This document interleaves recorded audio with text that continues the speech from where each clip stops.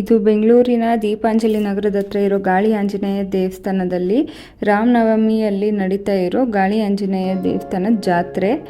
ಇವಾಗ ನಾವು ಮಾರ್ಚ್ 31, 2023ನೇ ಇಸ್ವಿದು ಏನು ಗಾಳಿ ಆಂಜನೇಯ ದೇವಸ್ಥಾನದಲ್ಲಿ ತೇರು ಮತ್ತು ಪಲ್ಲಕ್ಕಿ ಮೆರವಣಿಗೆ ಜಾತ್ರೆ ಇದೆಯಲ್ಲ, ಅವತ್ತಿಂದು ನಾವು ವಿಡಿಯೋ ನೋಡ್ತಾ ಇದ್ದೀವಿ.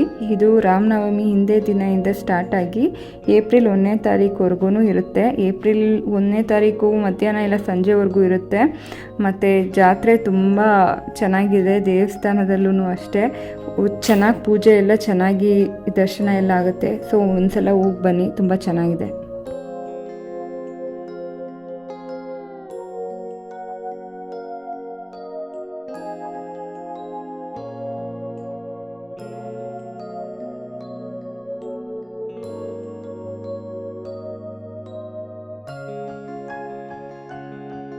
ಇದು ಗಾಳಿ ಆಂಜನೇಯನ ದೇವಸ್ಥಾನದ ಹತ್ರ ನಡೀತಾ ಇರೋ ಜಾತ್ರೆ.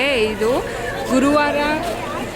ಗುರುವಾರ ಬೆಳಗಿನ ಜಾವನೇ ದೇವಸ್ಥಾನದಲ್ಲಿ ರಾಮನವಮಿ ಪ್ರಯುಕ್ತ ಎಲ್ಲ ಥರದ ಪೂಜೆ ಶುರುವಾಗಿತ್ತು. ಇವತ್ತು ತೇರು ಹಾಗೂ ಪಲ್ಲಕ್ಕಿ ರಥ ಎಲ್ಲನೂ ಇದೆ.